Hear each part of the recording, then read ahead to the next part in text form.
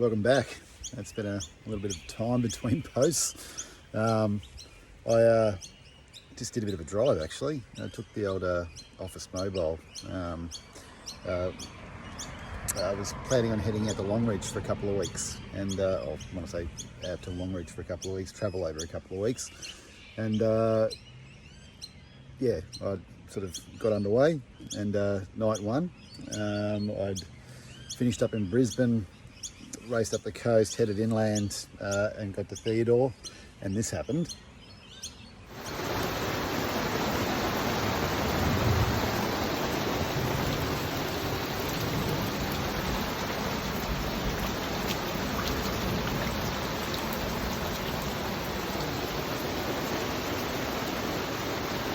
Bugger. Oh well. It's the real water. So post Theodore, I actually went to a mate's place who lives out in Miles, and so that was Saturday. And then on the Sunday, I went to Miles and tried to dry everything out, and that was a bit of an experience. The thing about the mattress on the King Swag is, because I folded everything up wet, it got waterlogged, and it actually stayed full of water, even wringing it out for about 3 days. So I'm talking 3 days in warm sunshine, so 30 plus days. Didn't get any more moisture on it, but literally for another 24, 48, 72 hours, it was damp. But anyway, finally got it dried out, and the reason I actually ended up staying so many days in Miles was I dropped a cell in my battery. So I've only got one auxiliary battery. It's a 100 amp hour battery, but it dropped a cell. So no power, no fridge, no ability to be able to run my laptop, or charge my laptop, charge my mobile Wi-Fi devices, all those bits and pieces that I need to work. I'm an office worker by day. So anyway, hence the video on 12 volt. So I just thought I'd have a bit of a quick overview of what I've fitted to the old Land Cruiser and why, and I might cut to some stuff that I've actually fitted and then taken it off. So before anyone asks, this is pretty much budget, like it's about as budget you could budgetly get. But as we work through it, I'll explain to you what I've fitted, what's worked, what I've taken off, what I've replaced, so you don't make the same mistakes. So anyway, here we go. We'll start at the front end. So we'll start at the main battery, and we'll work from there. Well, here she is. You might notice the orange cables. So I upgraded all the earths on the cruiser, just to, well, apparently it's a good idea, so I just did it anyway. So it's some welding wire, but it is a bit of a mess. You'll have to excuse some of the mess. That one there's one that I fitted, and then obviously the earth there as well.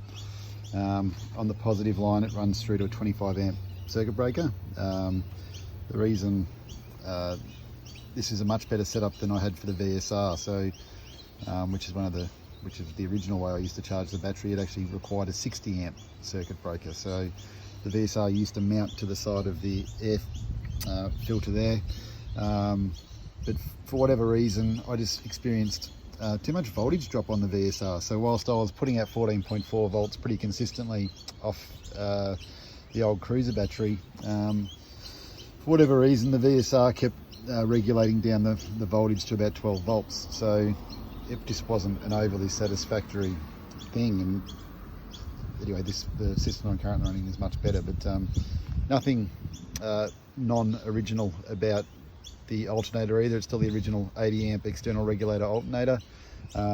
It's putting out the power fine. I followed the specification for the cable sizing, and it runs down this. It's got basically split conduit over both the positive and the earth cable, and it runs the whole length of the car in split conduit, and is cable tied every 150 to 200 mils to whatever it needs to be. Runs up over the wheel arch and goes in under the fuel filler hose, so where the fuel filler hoses are in the rear. So all, yeah, very as neat as I could get it anyway. In the back, so obviously I run a 80 litre ARB fridge. I've always run big fridges. I prefer to carry plenty of beer. And it's a 200 amp King solar blanket. Ever since I've fitted the new DC to DC charger though, I actually haven't used it. So I haven't been in one place for long enough. But that was a bit of a lifesaver the other day when my battery had failed. I did end up getting a new battery for it and got a refund from my supplier locally. So I was going to put the second battery on the rear seat that I removed on the shelf, but it's just overkill for what I need. So anyway, I run a 1500 watt inverter. Why 1500 watts? Because I'm a dickhead. Sorry about the language. I don't need 1500 watts. I should have just bought a 300 watt inverter. The reason it's all set up the way that it is because of the way I work. I actually sit in my chair behind the tailgate and use the tailgate as my desk. So I've got just the King's multi-charge station. This is my PowerTech DC to DC charger, 20 amp charger, and for a couple $100, she's pretty good. Like I actually can't fault this particular device. We'll see how it stands up over time, but it does sit in the back of the car, fully shaded. Happy days. Anderson plugs the solar input. That works pretty well. A 7-stage charger as well. If I'm getting a bit wild, I'm not using the charger for a while, I'll actually take it and slide it in under where the battery and everything is, but most of the time it just sits up here anyway, but I'll just pull it to the side.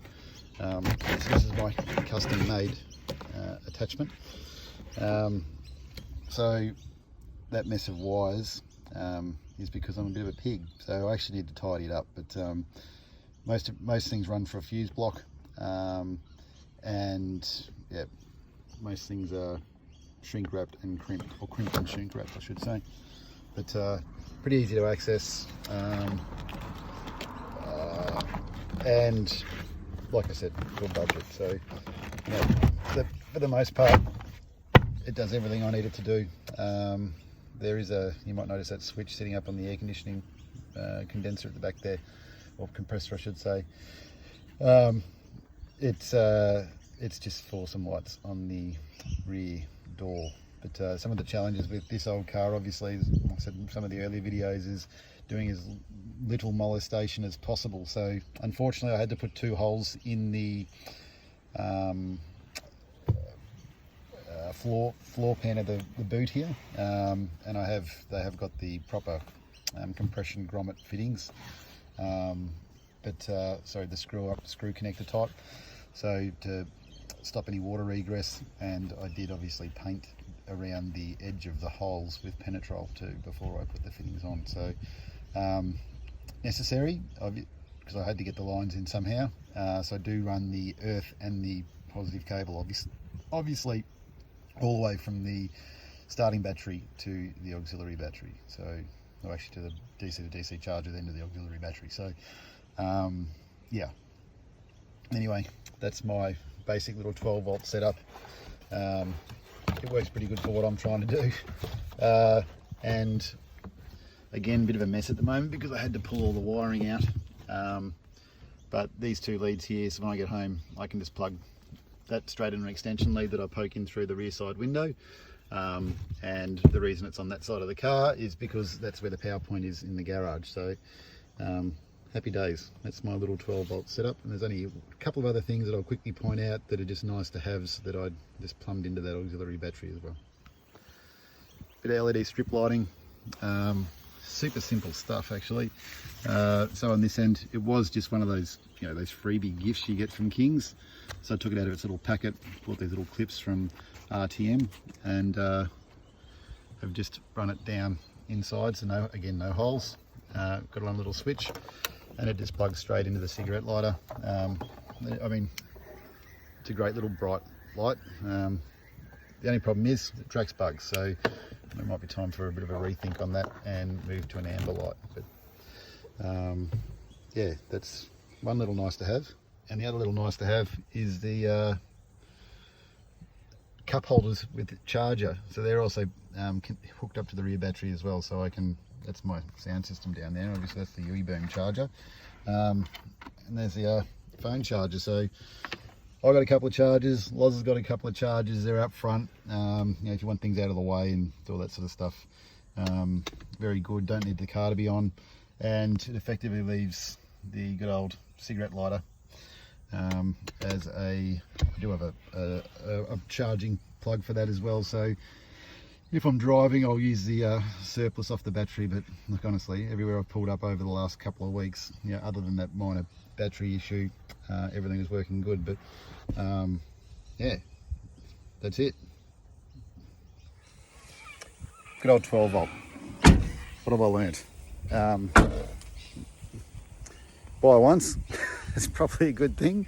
You know, there's some right ways and wrong ways to do things. Obviously, always fuse stuff. Not that I made that mistake, but always fuse it with the right size fuse. And yeah, get out and use it. Because yeah, one thing I've had a couple of people, like my mates mainly, comment on where my inverter's sitting, because I could mount it to the back of my fridge box with the DC to DC charger and all that sort of stuff. But when I'm packed for camping, that hole is where my swag goes. So it runs through, I push it right up basically to the back of my seat. And that's my swag spot. So all of these bits and pieces down here are actually well protected by the air conditioning box holding everything up along with the inverter. So yeah, 1500 watt inverter, like honestly, overkill.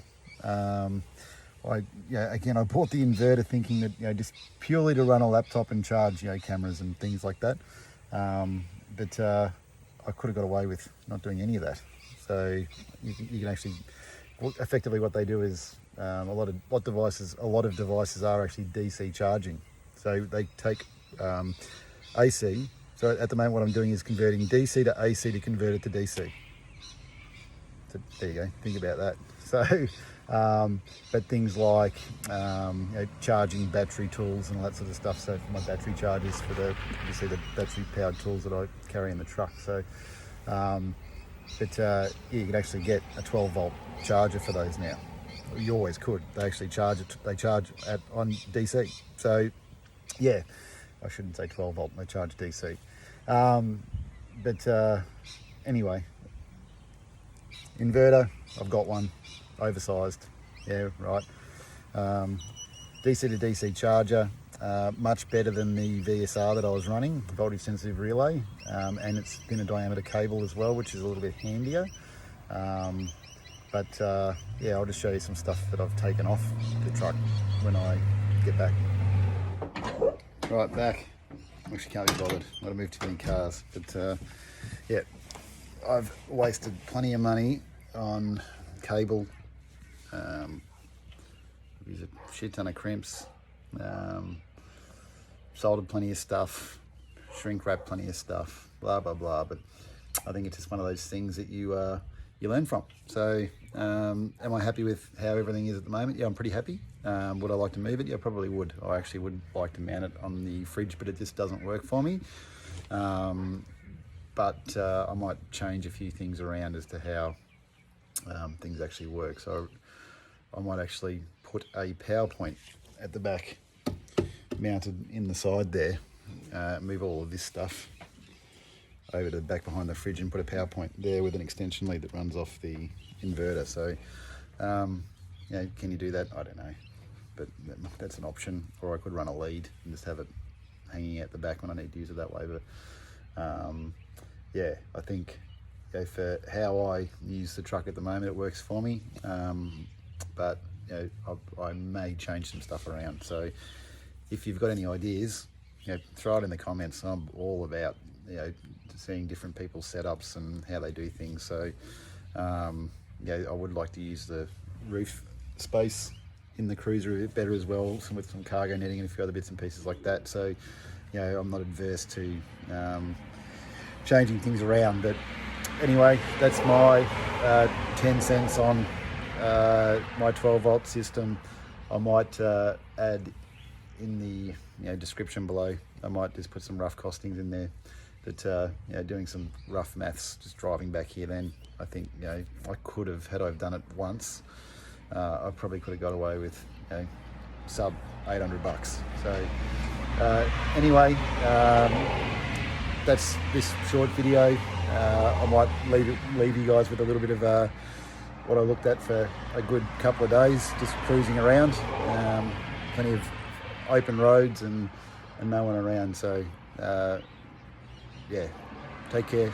Catch up soon. See you, bye.